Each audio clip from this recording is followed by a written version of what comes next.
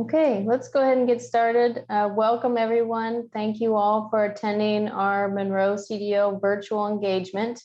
I'm just going to start off with a little bit of introduction of staff. So my name is Jackie. I'm the Assistant Director with the Monroe County Planning Department. We have Tammy Bierman here. She's our Senior Planner with us.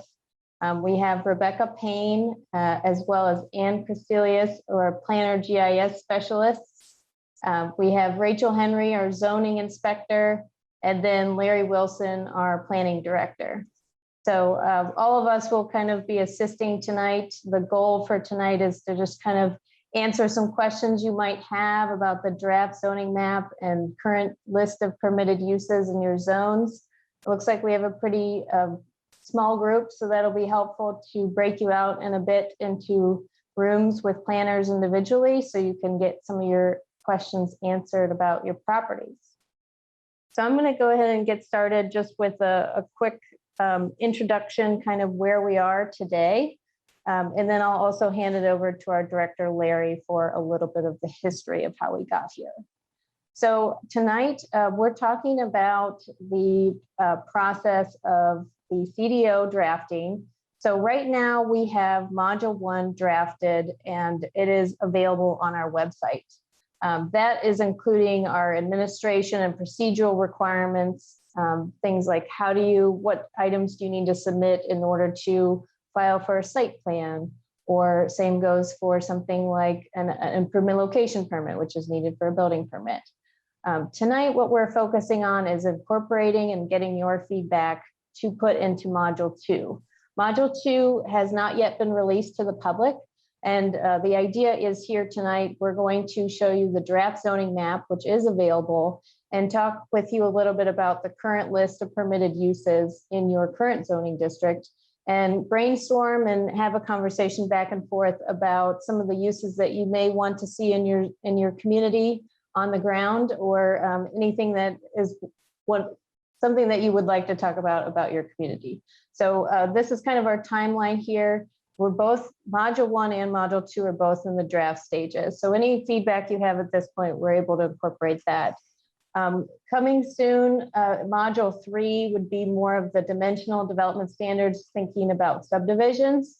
And then just to let you know, the entire ordinance would come back together, Modules 1 through 3.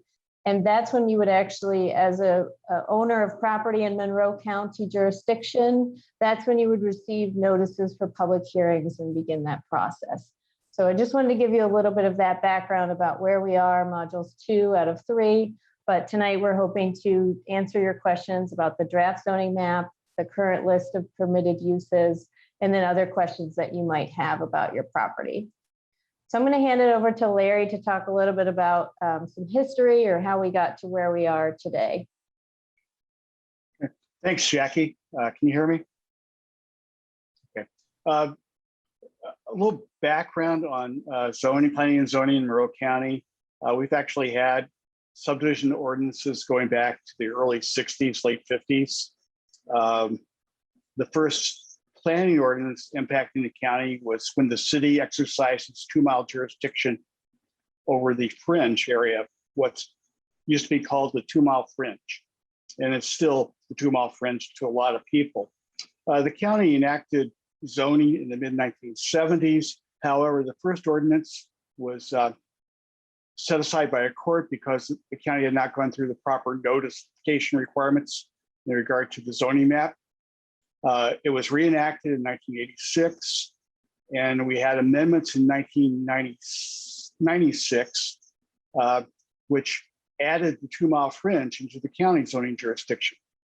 In 2012, we updated our comprehensive plan, and also in 2015 did a plan for the urbanizing area, which is basically the 2-mile fringe and the areas where we anticipate most of the growth will occur in Monroe County unincorporated area.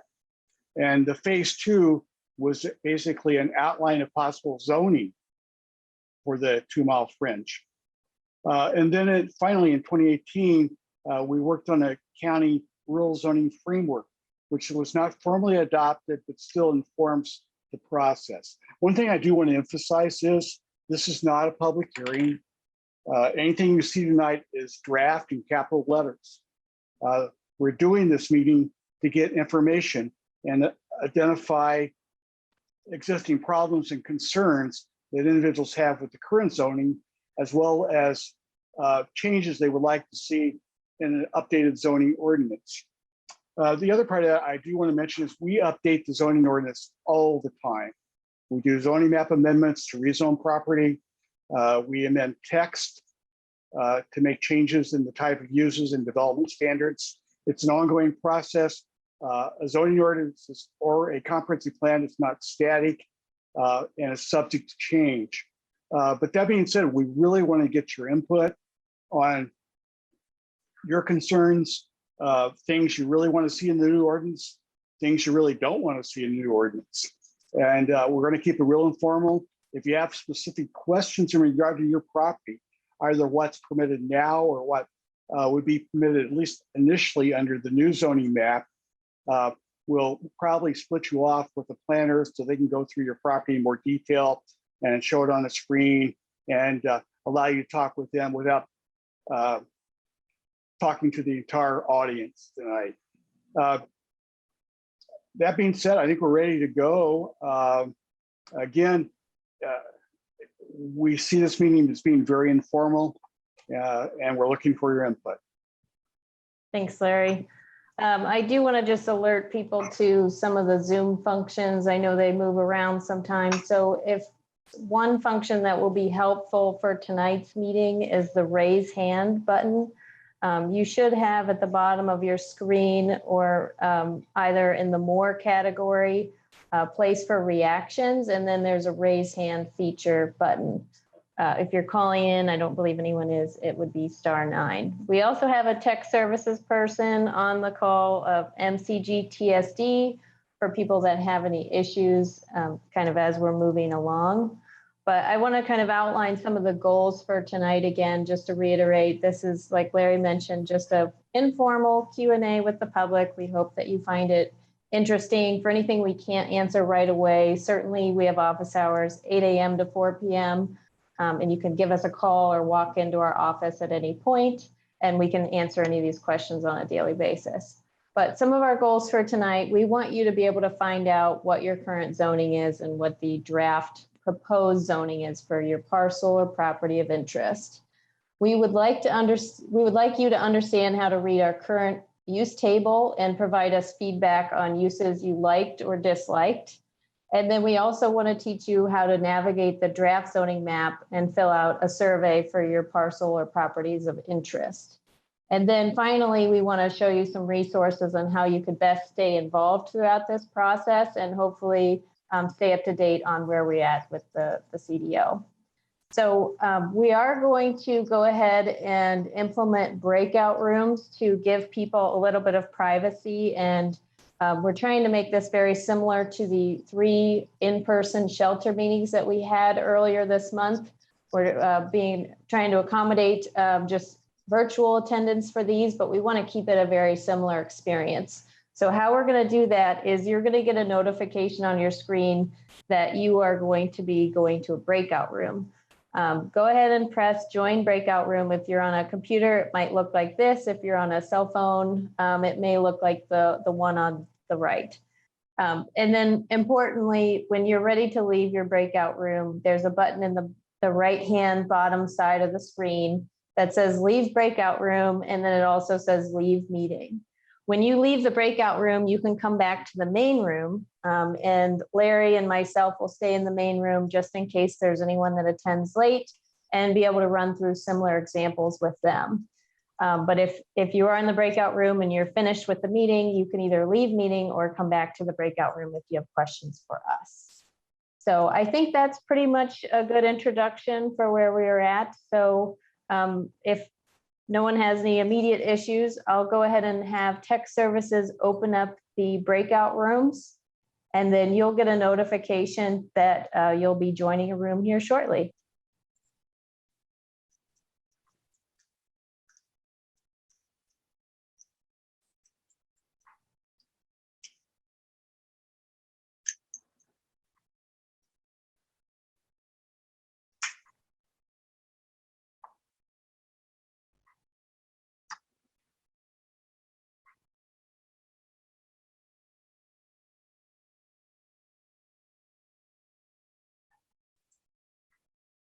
Okay, so I think for a few others that, oh, I see Guy Loughlin, you have your hand raised. Go ahead, Guy. Yeah, I would like to have a talk about sort of big picture rather than just mine, either with Larry and Jackie or whatever. I'll also want to talk about mine, but that's why I didn't go to my breakout room. Okay, that's fine. We're going to be doing a presentation here, and that's a good reason to kind of stick around. So that's perfectly fine. Thank you. Yeah. Okay. And then tech services, Rebecca's audio, do I need to have her go ahead and press the move to room, or will it automatically join? I have her press the move to room. That would be ideal. Okay, let me help do that real fast. Larry, if you wouldn't mind just introducing a little bit about what we're going to be talking about, the draft zoning map, MonroeCDO.com page. I'm going to help Rebecca for just a second. Okay. Yeah, the draft zoning map is, again, as I said, very much a draft. And one thing I do want to alert you to, the names of the zoning districts may change, but that doesn't necessarily mean the development standard or the uses within your district will change. We're trying to update the names to be somewhat more accurate and descriptive of the type of land use and land uses allowed within that district. So when you're looking at the map, again, these names are in draft format, and they may not be the final names, and it's not an indication that the development standards for your district are going to change significantly. Most of the county right now is Ag RR, Forest Reserve, and Conservation Residential. That's the vast portion of the county are in those zones, which are basically large lot zones, which allow single family residents and very much low impact uses such as agriculture and accessory livestock and those kind of uses. Do we have a copy of the zoning map we can put up?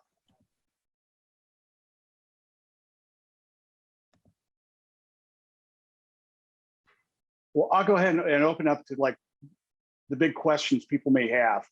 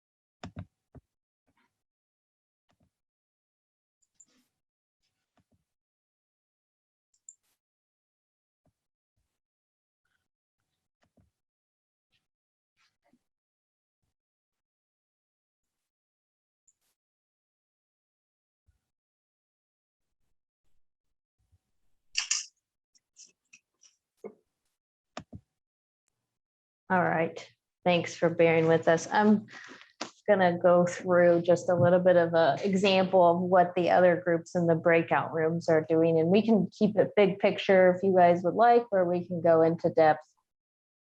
So just starting out with a few meeting ground rules, we're gonna try and just use the raise hand function if you're wanting to speak, or you can utilize the chat at the bottom of your screen. And then if you can please just turn your mic to mute when you're not speaking, that will just help with the audio and it making sure everyone can hear each other. And then of course, just address each other respectfully in the room would be great. And then if you feel like you have a concern and it's not being addressed, we're happy to reroute you or give you more information on how to discuss with us better tomorrow or another day that we're in the office. And we can certainly help you individually. So, okay. So as I mentioned before earlier, the raise hand button is super helpful at the bottom of the screen under reactions. And then the chat buttons are typically at the bottom as well, or it could be under the more function if you need to get to that. So first, I'd like to just go around, do a little bit of introduction. If you wouldn't mind saying your name, the township that you live in, if you know, and what you like about Monroe County. So if we could go around and just kind of keep it informal, whoever wants to start, I can start. My name is Jackie. I'm in Perry Township. And the thing I like about Monroe County is all of the hiking and recreation opportunities. Larry, you want to go next? I'm Laurie Wilson, I'm the planning director. I do not actually live in Monroe County, but my roots to Monroe County go back to 1818.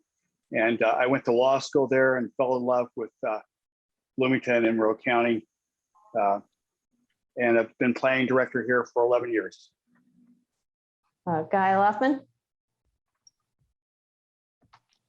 Yeah, I moved to Bloomington as a freshman in 1963 and pretty much been here ever since, and lived on the same place on Victor Pike for 47 years. And as I think Monroe County has the most wonderful mix of rural and urban virtues and of any place I've ever been. And that's why I like it. Debbie Reed, do you want to go next? Thank you for hosting this tonight. I live in Bloomington Township.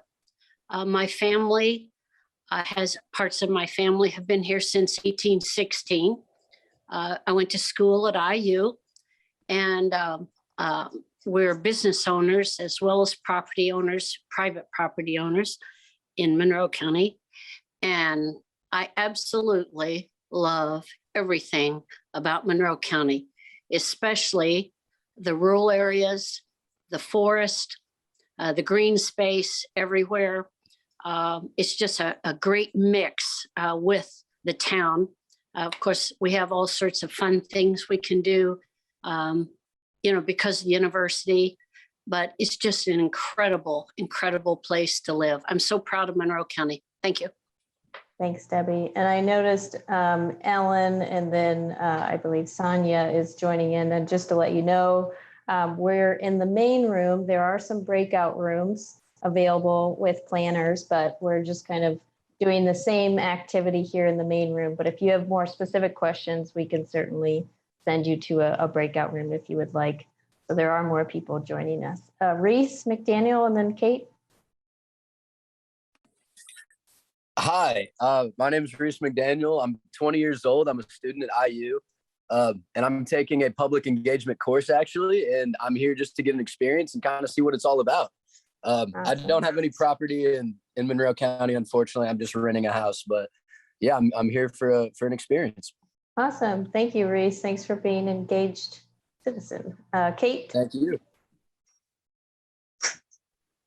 Hey, this is Kate Wiltz, and I actually am driving, so I'll keep it very brief. I'm also here to listen in and just see how the whole meeting goes. Thanks for the opportunity. Thanks, Kate.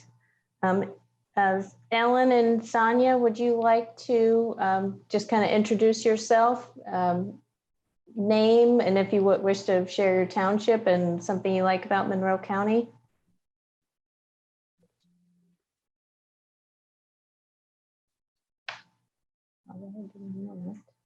And if you're unable to unmute, that's okay too. It's at the bottom of the screen. There should be a pop-up of a mute button and unmute.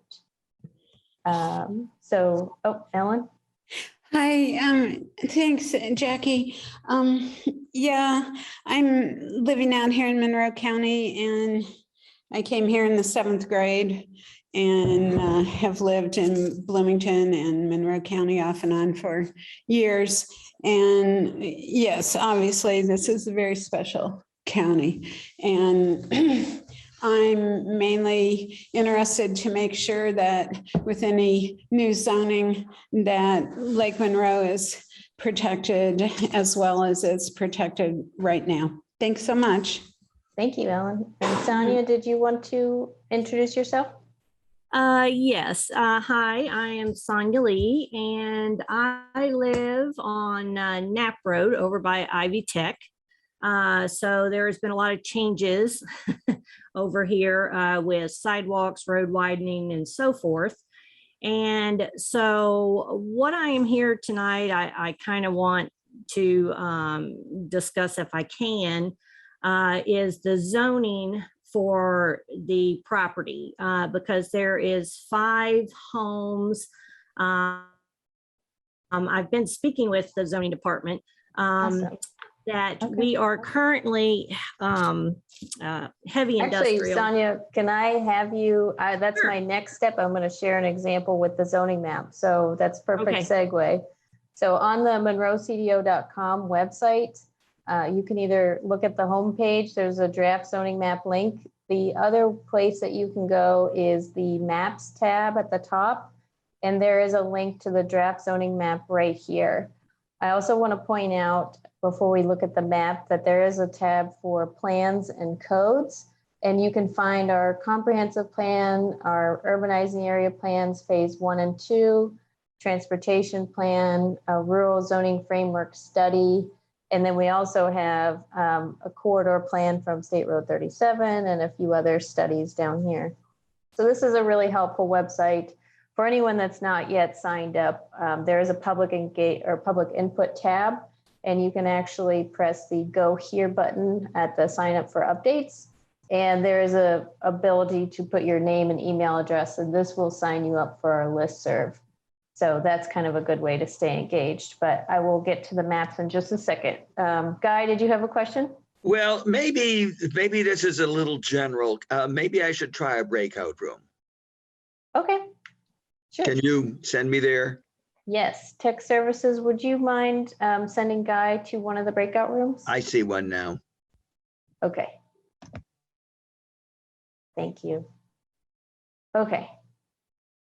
So Sonia, I would love to take, for example, the property, and just to let you know, we don't have to share specific addresses if you're not comfortable with that. I can kind of zoom in on the Ivy Tech area, and I can show sort of how to use this map and the best way to provide the feedback, if that would be best.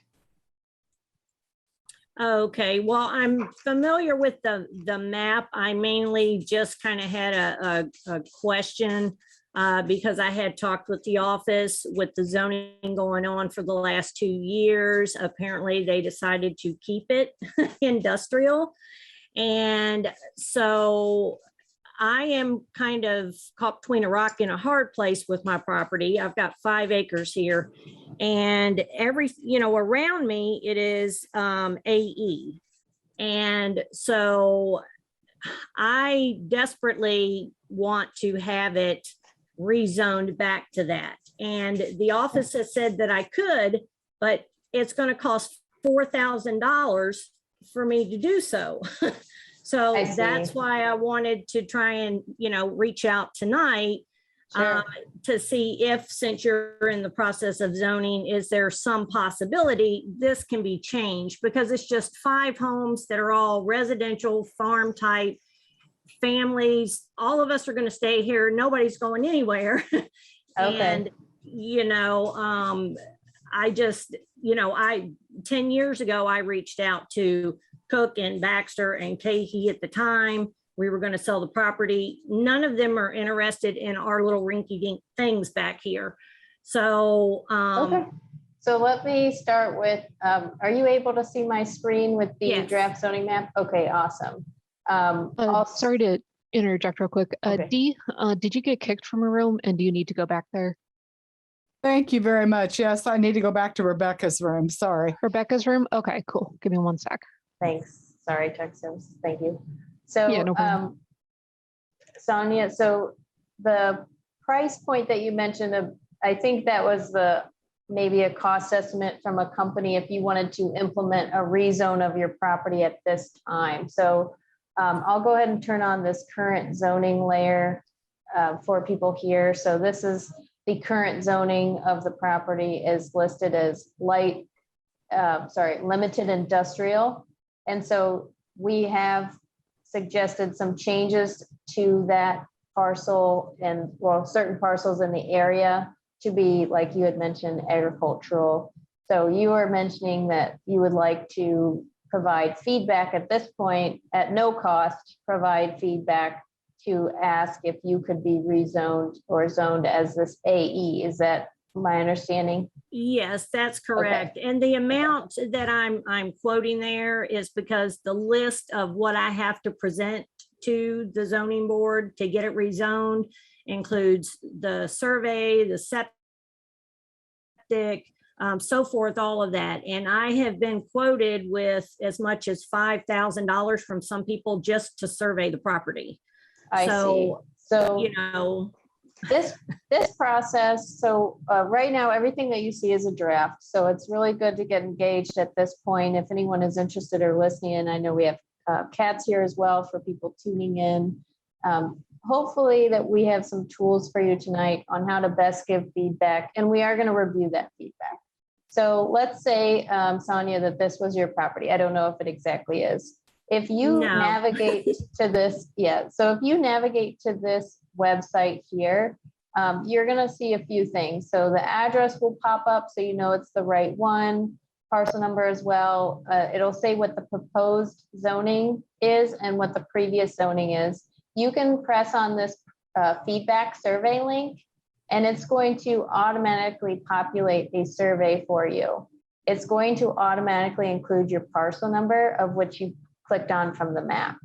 And here is where I would ask that you go ahead and put what your satisfaction is for the draft zoning. So in your case, you may be strongly dissatisfied and able to add comments down here to the effect of, I'm a residential property, would like to be zoned, residential instead of industrial, even though the area is zoned industrial, something like that. And then you would be able to put your email address to get a copy of this and your name and the property address, just to make sure we're correct. Okay. Yeah. So this area, the other thing that we are looking to, because when we create this draft zoning map, we're looking at a variety of things. We are looking at what's currently on the property. We're also trying to weigh in on the comprehensive plan for this area, as well as what the current zoning is. So sometimes those three things can be somewhat in conflict. And then lastly, we also look at some of the environmental constraints. So things like karst areas, floodplains, wetlands.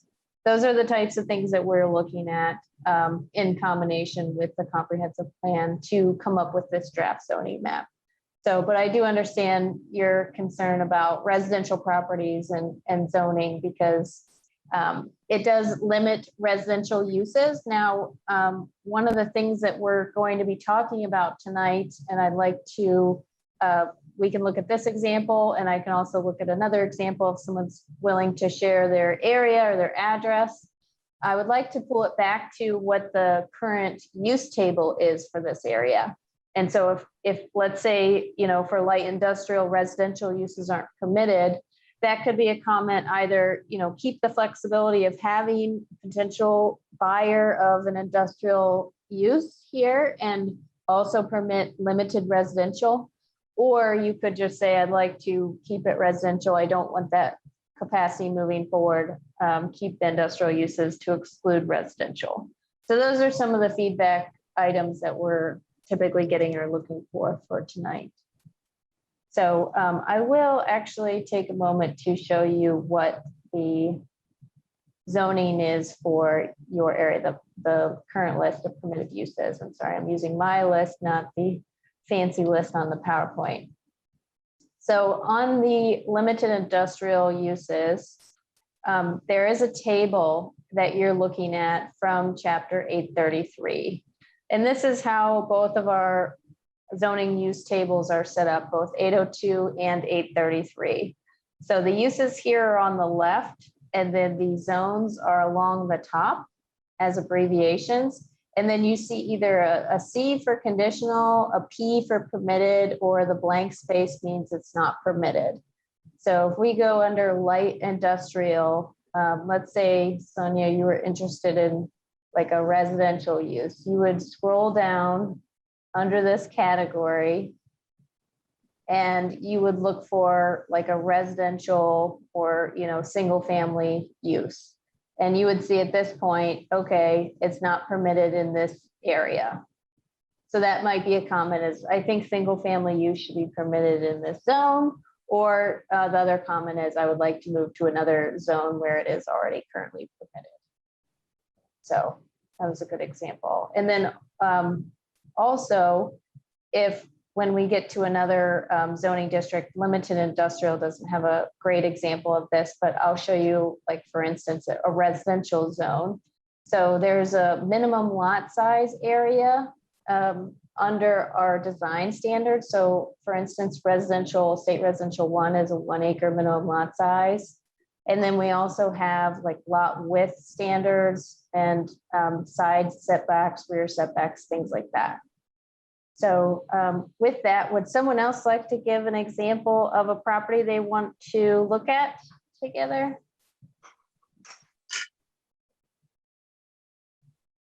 I want to comment real quickly on Yeah. Sonia's question. Yeah. We have these areas that long ago were zoned in anticipation that they were going to become industrial or going to become business and so on. A lot of that was due to proximity to railroads or proximity to a highway system or other industrial development.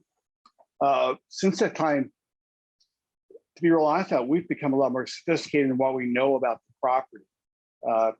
The area where Sonia lives is very much a karst area, and there are a lot of the lots, especially to the parcel to the north, that would be unbuildable for industrial uses because of the sinkholes and karst features.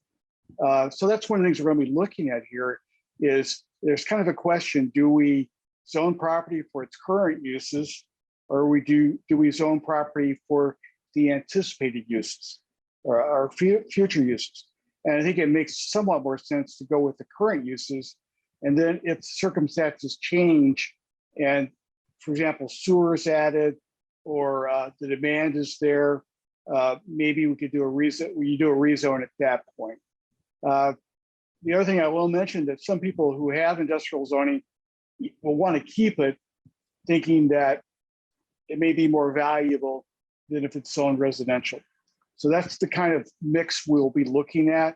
But again, comment, we're aware of this whole area, especially with the new road going out past Cook.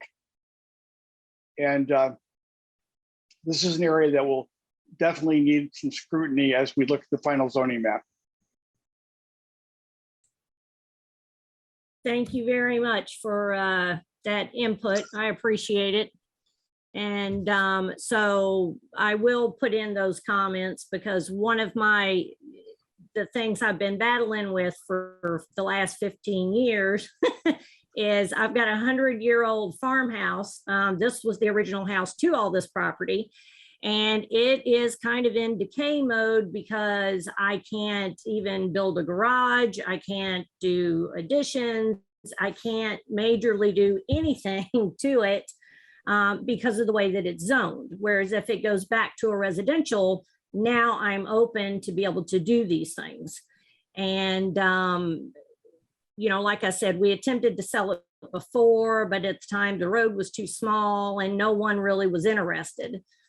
So I just, this is the home I'm going to stay in the remainder of my life, and I need to make it livable and functioning, for our needs, and then it will pass on, of course, to my children. So that's, my concerns. Absolutely. Thanks, Sonia. I also want to point out, since someone in the group said they were interested in the Lake Monroe watershed, just to give a little bit of context. So we currently have an environmental constraint overlay area that is going to be staying the same as it is now. The policies surrounding the environmental constraint overlay, we are considering potentially expanding the 15% area out to where the 18% area is. And that's largely because we have a 15% countywide buildable area requirement So those restrictions regarding Lake Monroe will still be here for those that are interested.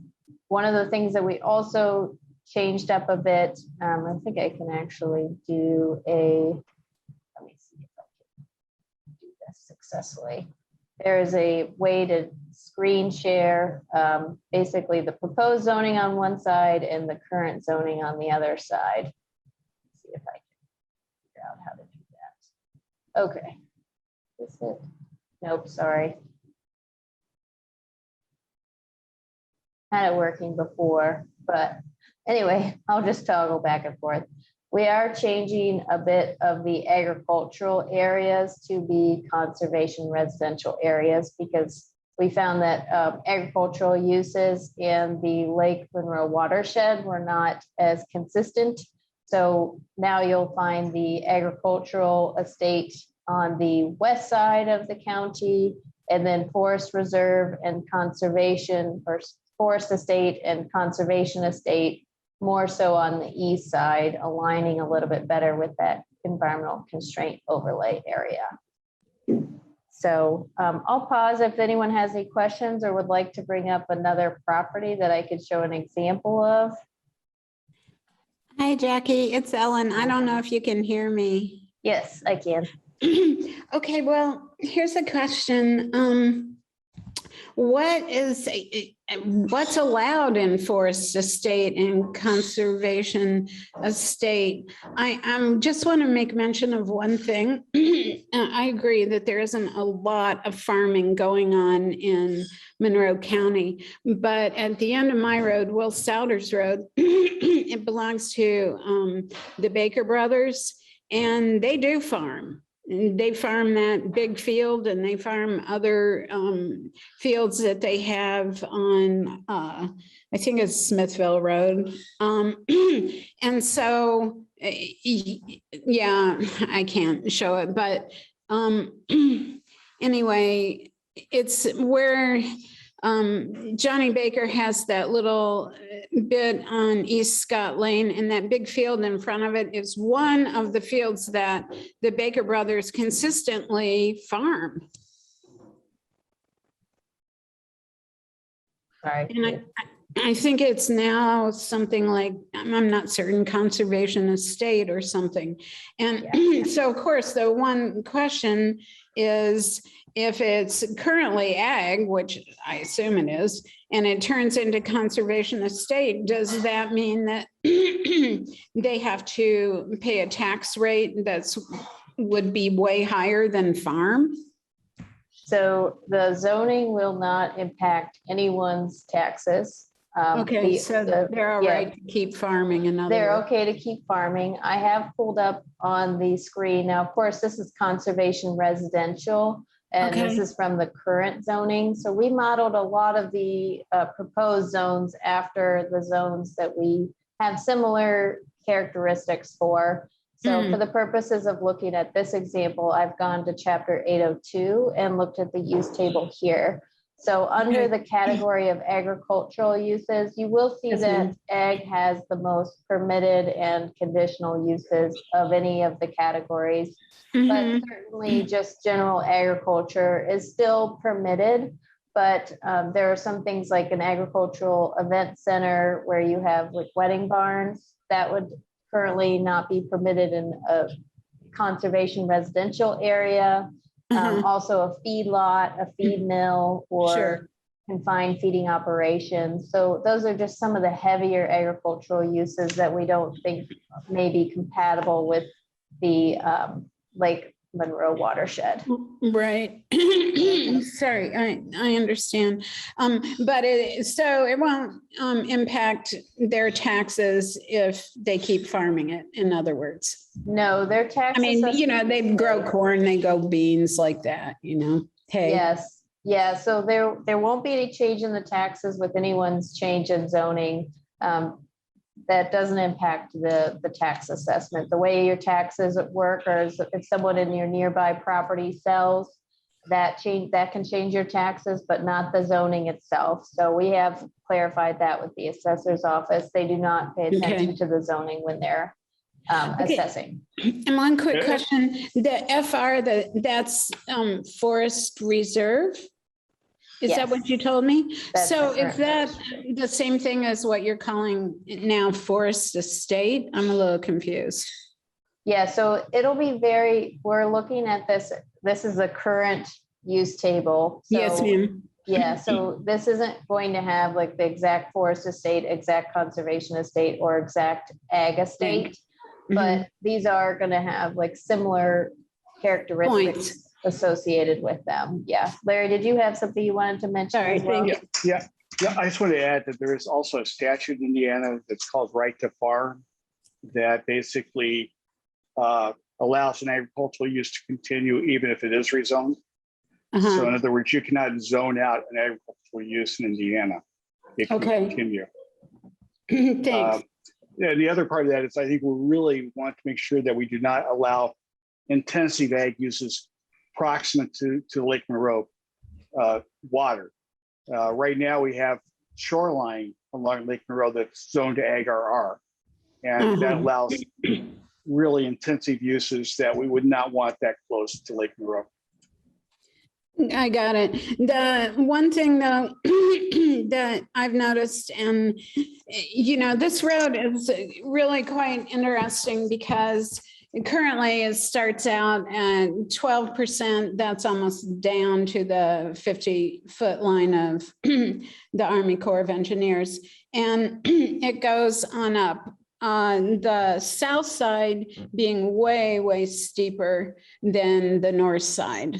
And so some of my neighbors ask me, why in the world would those such steep sides, 18% slope, 24% slope, why would those be zoned suburban residential? So that's the question. It's true that most of them were ag rural reserve, and I understand what you're talking about. Of course, there's hardly anything on that site, that wasn't there or given when they flooded the lake. So there's not very many houses along there. Well, I think if you look at the suburban residential, what we have, those are already existing lots. And the idea of suburban residential is, for example, in Conservation Reserve, we have a 2.5 acre lot size. And in Forest Reserve, it's a 5 acre lot size. Am I saying that right? Yes. Okay. And what we have is we have these pre-existing lots, they're non-conforming. Which means that every time anybody wants to do something to their house, they have to get a variance from the lot size. And what the intent was, and again, this is a draft, we're not necessarily stuck with this, but the idea of the suburban residential is it recognizes these are pre-existing lots that are less than the minimum lot size. But it doesn't seem to recognize that they're practically unbuildable. So doesn't change. The zoning would not change. Zoning would not change the buildable area requirement. I see. It would just basically all it does is say you don't need a 2.5 acre lot in this SR zone. You would still need to have buildable area and a place for the septic tank and access to the road. Again, this area, a lot of Monroe County is built on ridge tops, and so the level area was built out. The roads are on ridge tops. Then you drop off rather dramatically, as in this case. Yeah, so just to reiterate, the zoning is just one piece. It says it enables a certain use to be requested for permitting or to happen. But the other piece, Ellen, is that we're looking at this from a holistic perspective. If there's floodplain, if there's buildable area constraints, all of that, if that's not being met, then you have to go through a similar process, the Board of Zoning Appeals for development, before development can occur. But I guess maybe I haven't been very clear, but what I'm wondering about is buildable area in terms of slope. I guess that's my question. I'm not wording it very well. If there is no buildable area because it's too steep, according to the eco zones or according to the zoning code of what can be built, then that's where I'm confused. I don't understand how anything could be built there. The simple answer is if it was zoned SR, they wouldn't need a variance for lot size. They would still need a variance from steep slope. If they didn't meet the steep slope standards, they would still need a variance from the eco zone if their lot was in excess of the eco zone standard. And the eco zone standard is we have 3 different eco zones around Lake Monroe. Right, I'm in one of them. Yeah, that prohibit land disturbance within 1,200 feet of the lake. It's no disturbance of in greater than 12% slope, goes up to 15, then 18 as you go out farther. You would still need to comply with that. What I will say is there is a provision in the zoning ordinance right now that allows someone to develop a lot if it's a pre-existing lot that existed at the time the environmental constraints overlay went into play. That's still, they still need a variance from the 15% buildable area requirement. But there is an exemption that allows someone to build a house if they have some buildable area and meet the grandfathering requirements basically for the area.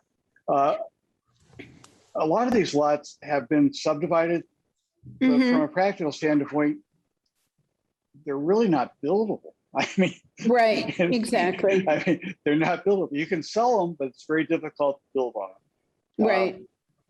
And I think that they're currently, if you click on, say, one of these parcels, it will say what the proposed zoning is and what the previous zoning is. So the suburban residential, like Larry mentioned, is kind of characterized too because of the lot size. So this isn't actually changing the zone in any of these areas along Will Souders. So those, Jackie, those were to the north it does, yeah. Agro reserve. To the north it does. Okay. And yeah, so I mean, it's just because I'm so familiar with the land formations, you know. In fact, as far as karst goes, it's quite interesting because we have a very large culvert that comes, I can't tell you exactly where it is, but it comes from the that would be the north side underneath the road. And I mean, that gully there is tremendously deep. It's almost down to the bedrock and there's no stream up there. And so the only times that water comes through there, it has to come through from karst formation somewhere underneath. You never see any water on top is what I'm trying to say. So that's the thing about karst. I mean, I know that's pretty difficult to pinpoint every area that has karst, but that's one thing I know. I talked to the young man who was, he said cleaning out that culvert that from the highway department, he came, this is a number of years ago. And we talked about that, that there was no stream up there. So anyway, for what it's worth, I'm just throw that out there. Yeah, thank you for that local knowledge.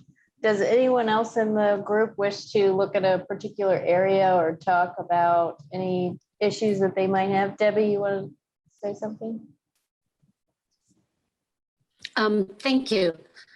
My comments, I'll try to be real concise. My comments have to do with our business. I'm not speaking for the entire limestone industry, just the properties that we own. If I have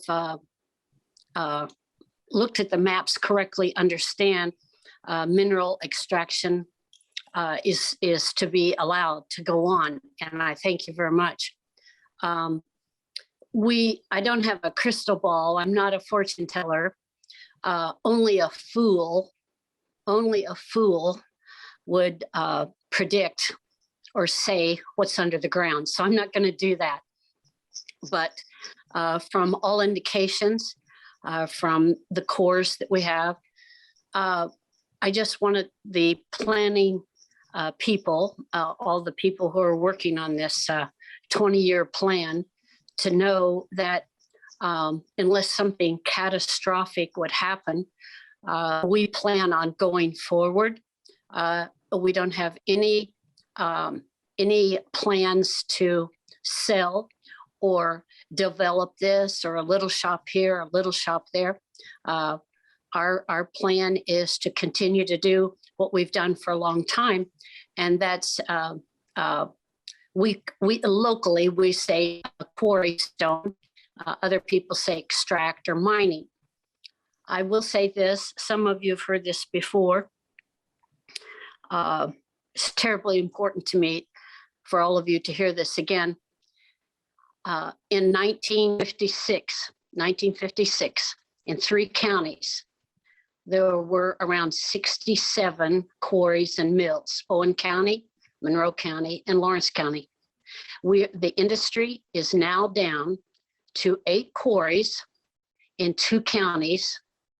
That's, Monroe and Lawrence, and if you will, sprinkling of mills here and there. Is the industry dying? Absolutely not. But this thing started up in 1827, and a lot of stone has supported Monroe County and left Monroe County, Lawrence, and Owen County. So again, my comments are to tell you up front that we don't have any plans to go anywhere. So if you do continue, hopefully, and let us, continue with the mineral extraction, we're here.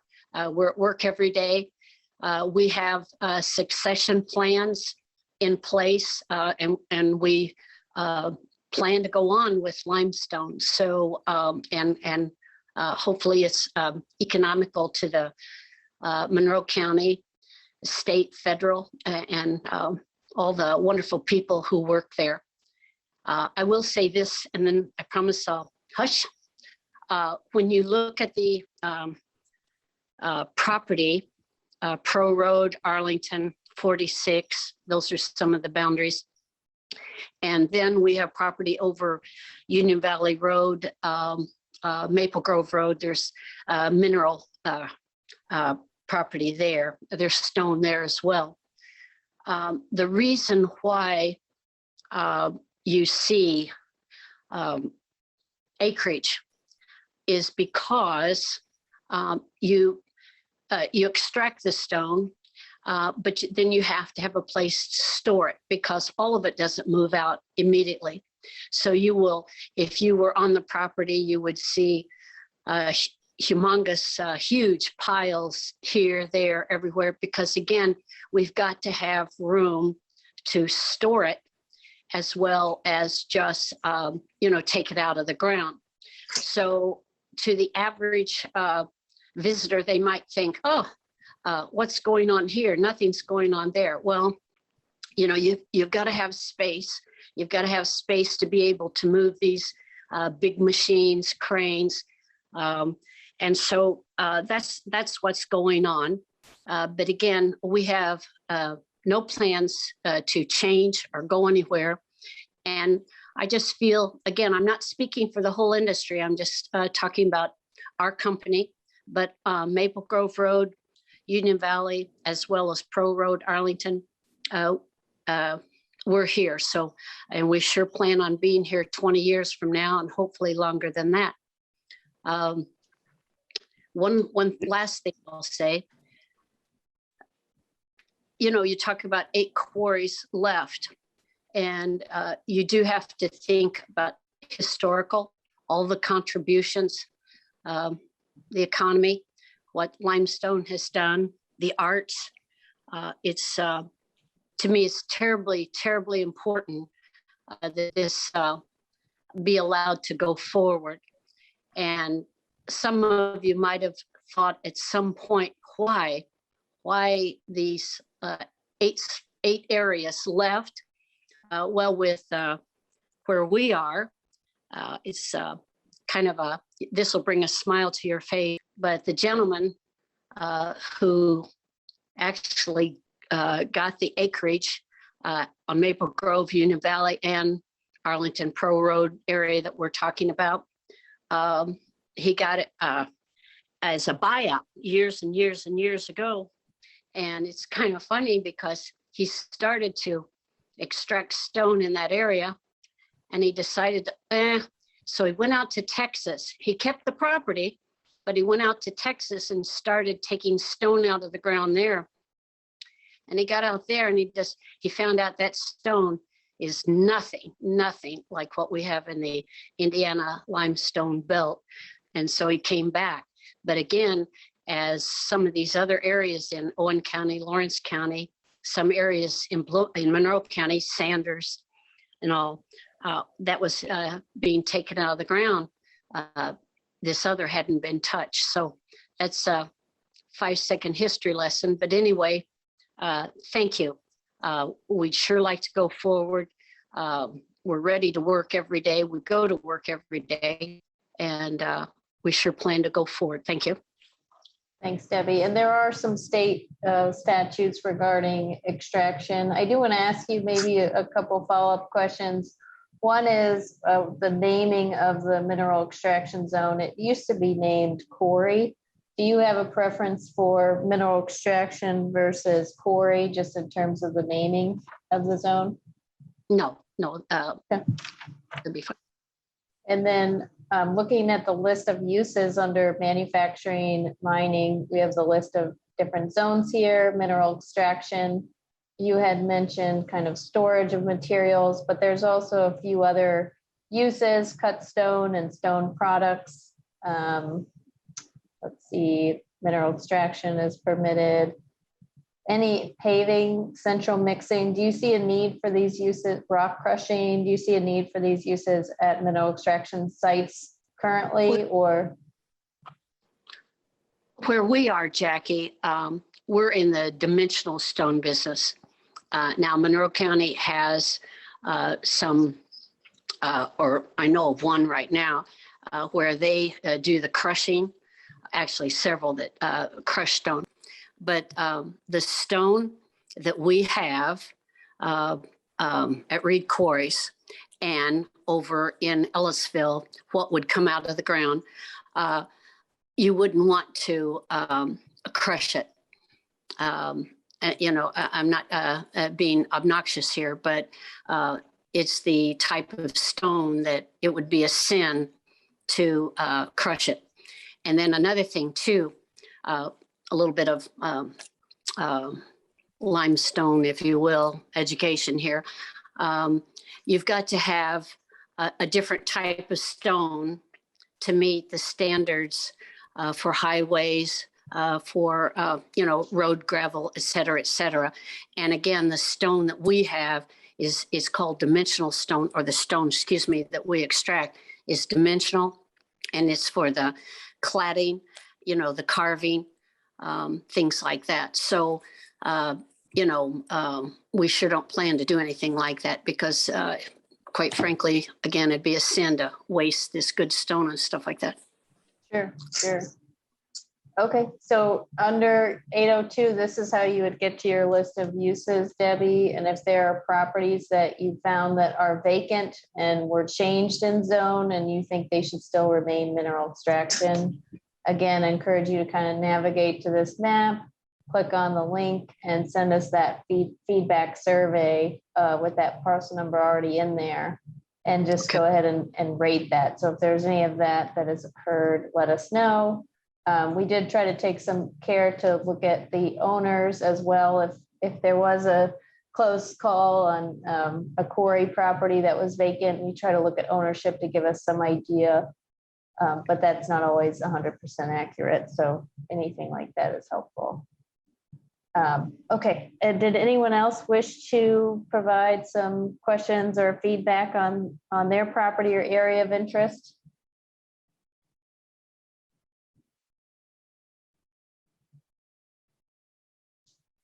Okay.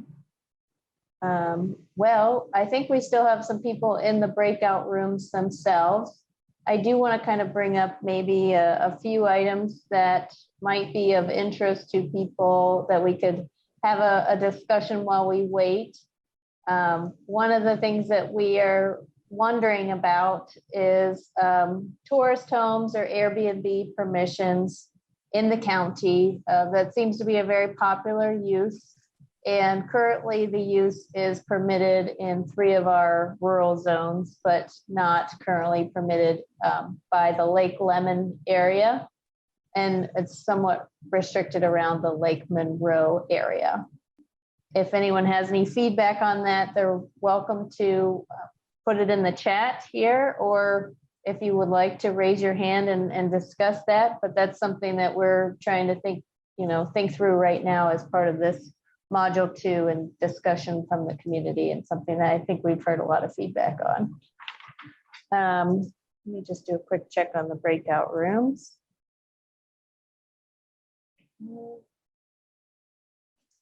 While you're doing that, I have a question for Debbie. When these maps were set up, or the zones for mineral extraction were set up, a lot of it was based, as Jackie said, upon, we figured that if a stone company owned it, there was a reason why they owned it, that there was probably marketable stone underneath. But are you aware of any additional studies that would indicate there may be other areas we should try to protect through mineral extraction zones? Mr. Wilson, to clarify, are you asking me other property, sir, that we don't own that we would know of?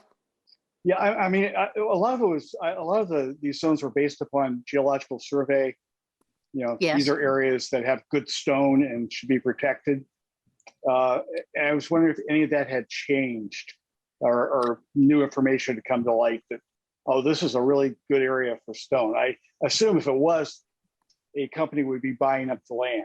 But Well, wow, that's a great question. Great question. Because you're talking about the future of the industry. Correct. You got to look down the road a long way. Correct. Here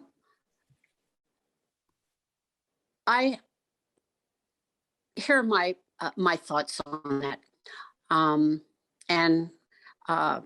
My husband's been in his family for 6 generations, and I've heard a lot of stone conversations. The most common answer to that would be that all of the good has been bought up, and it's either sitting in classified or agriculture or something similar. But it's been bought up by different companies.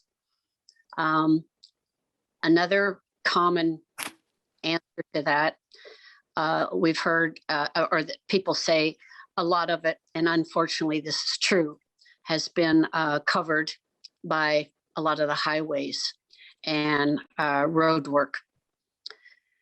I do know of maps, and they've been around a long time. This isn't some secret or whatever, but I do know of maps that I could show, and I would be more than happy to sit down and share with all of you, where the good stone is considered to be. But again, it's whether someone could buy it, whether you could buy enough. This is a key statement here, sir, whether you could buy enough to extract stone. Again, what I said a little bit earlier, you have to have land to be able to have an operation, a limestone operation. Again, there's something that we talked about a little bit earlier. There's aggregate, and that's your crushing, and there's dimensional, like what we're doing, the 8, 10, 17, 15 ton blocks. To be able to operate, you're not gonna be able to do it on 5 or 6 acres. And not to overtalk, but we had some people come into our office, I don't know, a couple months ago, and they were sure that they had some good stone under their property and they were wanting to sell it. And quite frankly, they probably did, but they have a very small amount of acreage. And even if it had select buff, statuary buff, and that's the best you can get that Mother Nature produces, you know, to open up in a 5 acre or 6 acre tin, you know, and then you've got to have your berms like we do. You know, I would be more than happy to sit down with all of you and show you some of the maps I have. And they're not our maps, but, you know, they've been around for some time, and they'll show you, you know, where the Harrodsburg stone starts, ends. That's not what you want. Where the Salem oolitic stone starts, whatever. But I would sure be happy to do that. Thanks, Debbie. Okay. You're welcome. And if there's any industry groups that should be notified about the plan, let us know that too. Yes. I know there's a looking at- Limestone Institute. Yeah, Yes. definitely want to get the word out. So I think everyone's come back from the breakout rooms. So hoping that you were able to learn a little bit about how to navigate the draft zoning map, which you can do in your own time or stick around, and staff can certainly assist that with you in the monroecdo.com webpage. That is going to be helpful for getting updates and things like that. So we're hoping that this was an informative session. We're taking all feedback at this point just regarding this draft that we're in right now, focusing on the draft zoning as well as the use list. And if anyone has any questions at this point, we can open it up. But unless you wanted to ask anyone else some questions, you can certainly raise your hand in the chat feature. We can have anyone go into a breakout room with you if you feel like you still have questions unanswered. But if you feel like you've managed to get some information tonight that's helpful for you moving forward, we thank you for coming, and you're welcome to sign off at any point. So thank you all. Jackie, can I ask you one quick question? It's Ellen. Sure. Yep. When you mentioned that Airbnbs are permitted in 3 zones, Sure. Can I ask what those zones are? Yeah, so anyone that wishes to stick around, we can kind of talk generally as a large group about some of the things that we hear a lot from the public. So right now, the tourist home use for short-term rentals are permitted in the Forest Reserve, the Conservation Residential, and the Agricultural Rural Reserve. So, and I'm going to double check myself too and go to the use in the use table because it's a good example. So then it's conditionally permitted in a few other residential zones. So you have estate residential, low density residential, medium density residential, high density residential, and urban residential. It is not currently permitted in the suburban residential.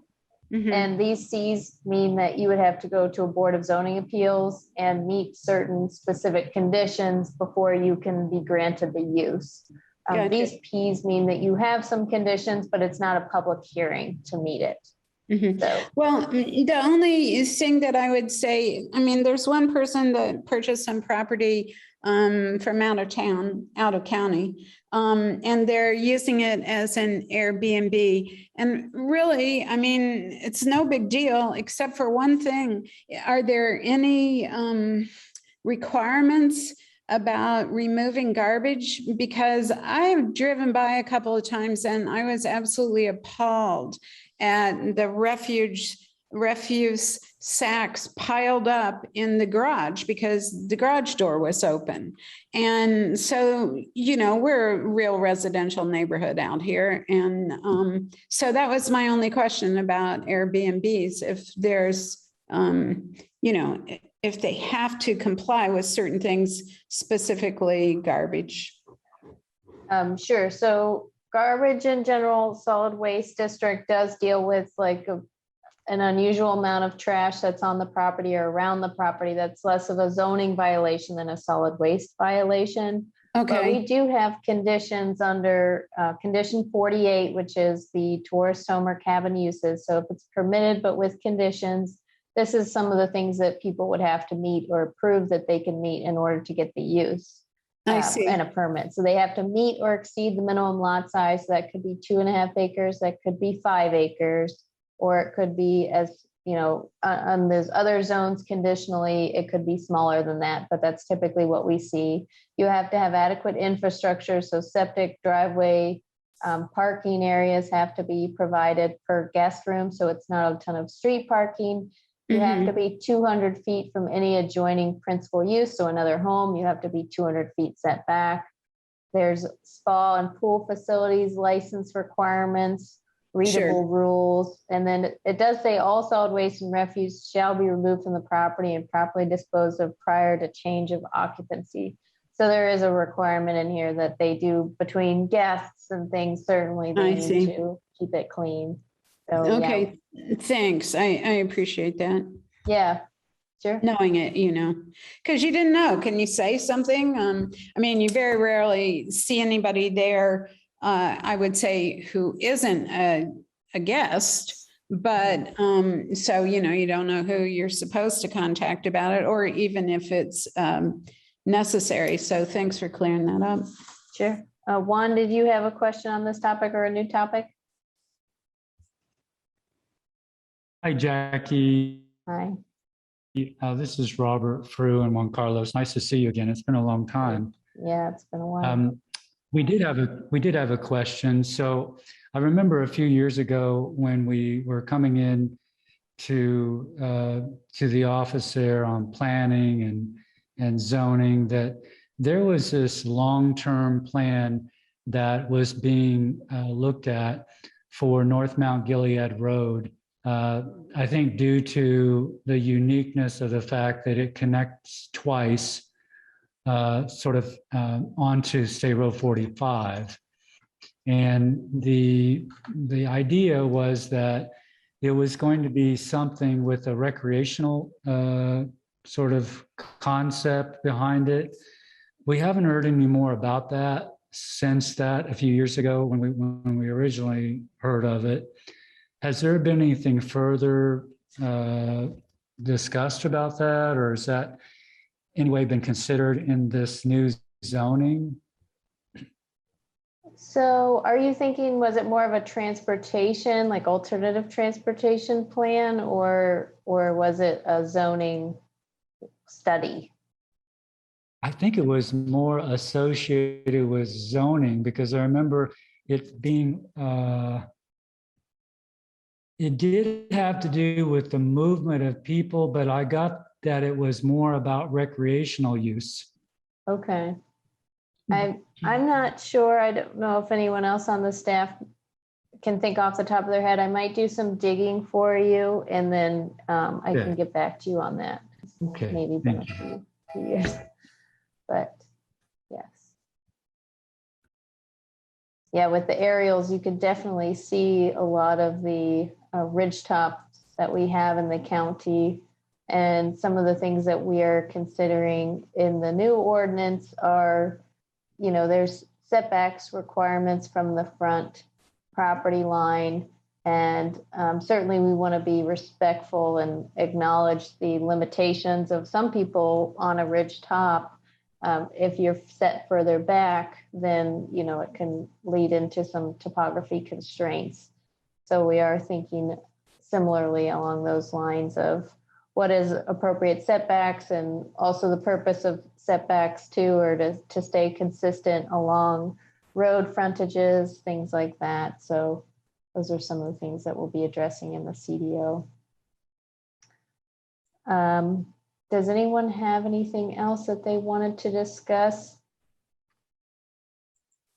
Look at my other discussion list items that have come up.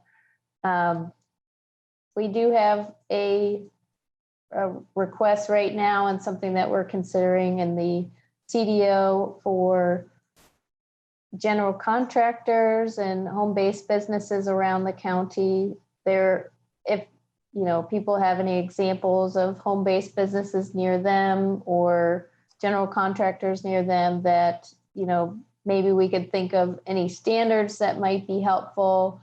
Really, the goal is to mitigate external impacts of businesses to neighbors, things like that. So that's something that we're also considering in the new ordinance of permissions and storage and screening and setbacks, things like that for those types of uses. I think if there are any other things that we wanted to talk about, accessory dwelling units. Those are limited right now to parcels that have at least 5 acres. So that would mean that if you have a single family residence on your property and you wanted an additional residence, say, a mother-in-law suite is most common what we hear, you can have an accessory dwelling unit, but only if you have 5 acres at this point. So that's something that we implemented in 2015, and that's been going pretty well. People seem to enjoy that flexibility, but we haven't seen it overly used in the county, certainly, but something that we'll be discussing standards for as we move ahead. So I think we're pretty much closing out here. I do want to just remind people that if they can go to the draft zoning map, find their way to the survey, the feedback survey, this is a really helpful way to give us some feedback about the draft zoning, or if you just want to send us a comment in here about something related to a parcel, you're welcome to do that. And we will be looking back at this in the future. So with that, I don't think I have anything else to share with everyone. I do appreciate you attending tonight's meeting. And again, feel free to reach out. I will put our contact information here up on the slide. So we're located at the North Showers Building, Suite 224. We are open 8 to 4. This is our phone number here, 349-2560. And you can also email us. This is a general email for our office, planning office, or if you're specific to the CDO, Monroe CDO at co.monroe.in.us. And then we shared with you tonight the monroecdo.com website. We also have our website on the county website, which offers some updates as well. Encourage you to sign up for a listserv and stay involved. So thank you, everyone. Larry, did you have anything else you wish to add before we close out tonight? I just do want to emphasize that again, this is informal information we're obtaining right now. Before any change in the ordinance or change in the zoning map, there will be advertised public hearings at both the Plan Commission and the Commissioner level. So there's going to be ample opportunity for input throughout this process, including formal input at a hearing. Yes. Hey, can I ask you a quick question? Will you do this kind of meeting again? Because it's really useful. Sure. Yeah, Ellen, we're trying to do these at least one time per module, if not more. And certainly keeping it safe with the COVID precautions. So we'll offer a virtual engagement at any point. So we do appreciate you attending and glad to see you found it helpful. Thank you. Yeah, because the thing is, I'll just say this real quickly. It's kind of, I'll say annoying. And I do understand it that when you speak normally, you can only have 3 minutes. And so there's no interaction, there's no back and forth. And so this is really, really useful. It's very helpful. Thanks so much. Sure. Thank you, Ellen. Okay. Well, thank you to all of the staff that helped in the breakout rooms and everyone that was able to attend. Let us know if you have any questions. We're here to answer them for you. So appreciate your time and have a good evening, everyone.